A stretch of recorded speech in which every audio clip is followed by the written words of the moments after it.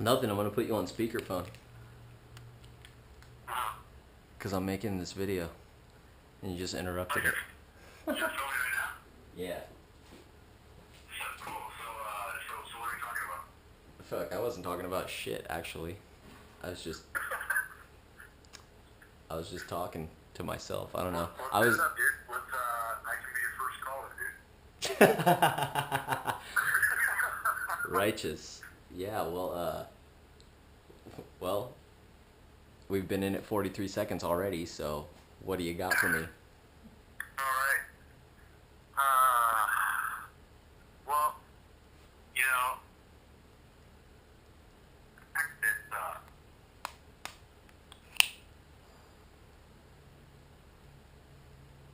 Oh, don't get stage fright on me. hold on a second.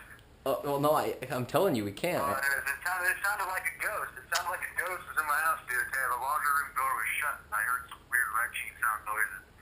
And, it sounded like, something spooky going on there, and I opened the door. And as soon as I opened it, of course, the cycle goes on pause, and, washing machine takes a break, and I close the door, and it starts up again. So, no reason to believe the ghost exists. That's fine. It doesn't sound like a ghost to me. Well, dude, you know who you need to call. Ghostbusters. Fuck yeah, the Ghostbusters. When there's something strange in your neighborhood, who are you gonna call? Dude, or you know what? I could just get Marty McFly down here, dude. Let's go hang out with this, you know? What are you talking about? You are Marty McFly. I just need the red vest, dude. I need the red vest, and I think I need that pink floaty board thing that he has. No, what you should the pink vest. No, you need the life preserver. But you remember when they were like, "Oh, did you just get off a ship or something? Why are you wearing that life preserver?" Oh, man. Let's get intro. Hey, check this out. Let me lay some real talk on you. Okay. Basically, like, I moved into a new apartment after, my fiance and myself split. Okay. And, we still pay the rent in the old apartment through the end of the month. So I gave her till the end of the month of October to move out. Uh-huh. And so I was kind of on hold, waiting to see if I'd get a text message or call from her to let me know that she had moved out, since I knew that she had a lot more stuff, it'd be harder for her to take off. So I finally get a text today. Okay. You know, it's the 22nd, and she's like, rambles off like a list of 30 damn things that she did to clean the apartment upon moving out. Like, dude, she tells me she's cleaning the windowsills, like that she vacuumed every cubic inch square foot of the whole apartment. So hold on, wait. So she basically just did what any renter would do when they move out of their apartment? Exactly. She basically, she wanted credit for something she's supposed to do. Yeah. And, as Chris Rock would say. And, she makes a big deal out of it, and then, says, oh, hey, by the way, there are a couple things you need to take care of. There was a scratch on the wall. You might want to get some paint to fix that. And, oh, but by the way, some stickers that I put on the door or something like that left some residue that I can't get off. You're going to have to paint the door, too. So, hey, thanks. Thanks for cleaning the microwave and for vacuuming. Oh, hey, by the way, buy a paint bucket and do some Tim Allen home improvement, and we'll be good to go. Tim Allen Home Improvement. Well, Yeah. you could just get some goof off and it'll probably remove the sticker residue. Oh, serious? Yeah, like sticker residue ain't really shit.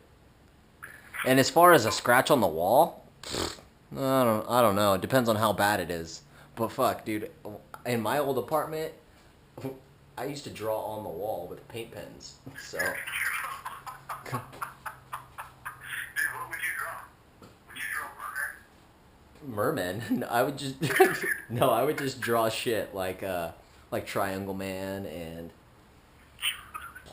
I don't know, I would just draw stuff like whatever I fancied, quite honestly, because I paid for the apartment, so I was like, It was really more. It's like, dude, you're renting the space. You might as well be renting the wall space. Well, as far as I was concerned, it was my wall to paint on. Dude, that seems completely rational to me. Uh, you know, so, we digress. So basically, like, she made the big deal and told me I had a couple things I needed to do. It's funny, I'm already paying $3,000 to break the lease. Hey, why don't I fix some paint up and paint the door too? So, she's Well, paying zero towards breaking the lease fee. Basically because, she's got a vagina? to put it politically correct, she's a bitch, and she doesn't want us to pay the break fee. So I was like, I swallowed it. I said, you know what, dude, if it cost me $3K to move on with my life, it cost me $3K. Could have been worse. So That's a good attitude. So wait, I had this to interject there. I had this girl steal my last $25, and so like I text her and I was like, did I just pay you $25 to never have you a part of my life again? And I was like, 'cause that was money well spent. hell yeah, dude. I mean, like $20, dude, $25, man, you got off easy, dude. Oh, I know. You made me feel like I got off hella easy with 3,000. Shit. Yeah, dude. That's, man.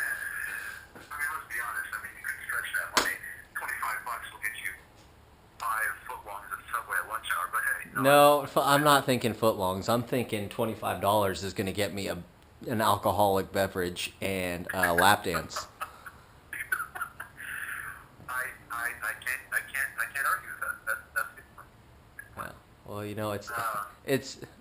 I could pay a therapist a bunch of money to listen to my thoughts, or I could just pay a stripper to dance on my lap. Hey, you know what? She might pretend like she's listening too. So, Oh no, dude! For that money, she's gonna pretend like she's hanging on every word. dude, for that money. Till the song's over. Till the song's over, I'm all yours. Oh, now, well, just little do you know, I requested a 10-minute song. I requested Mirrors by Justin Timberlake. Oh, the blue light's off. All right, take it easy. What's interesting about all this though is she basically reopened the communication lines 2 weeks after I moved out. We haven't spoken a word to each other. Mm-hmm. So this is really the first word of communication coming through. And what's funny is that she doesn't know. I stopped by the apartment last night to see if she had moved out, and she had moved out. But I get the follow up this morning saying she was there yesterday cleaning. So she doesn't know that I've already been to the apartment since she moved out. Dude, I go around making sure everything's in good order, dude. Everything's clean. I open up the cupboard in the kitchen Mm-hmm. above the stove, and dude, what do I find? My plates and some of my like silverware and stuff like that she just kind of put in there because she didn't want to take it, I guess. Even though I left it for her in case she wanted it, she put it in the cupboard. What else is in that same cupboard with the dishes? A card I gave her for Valentine's Day. Oh, that's sweet. What else is in there? 2 receipts from a soccer game that that she actually paid for us to go to back in like June or July. Uh-huh. So what's the message there? The message is, I guess I no longer have a Valentine, and so I guess I no longer have a Valentine who likes soccer. So I guess that's probably. Yeah, well, I guess you should just cut your losses and lick your wounds and move on. I mean, come on, like how is that how breakups are supposed to happen? You go searching for Valentine's Day cards that you were given by your significant other, and then put them in the dishes in the cupboard above the stove. Is that how we function?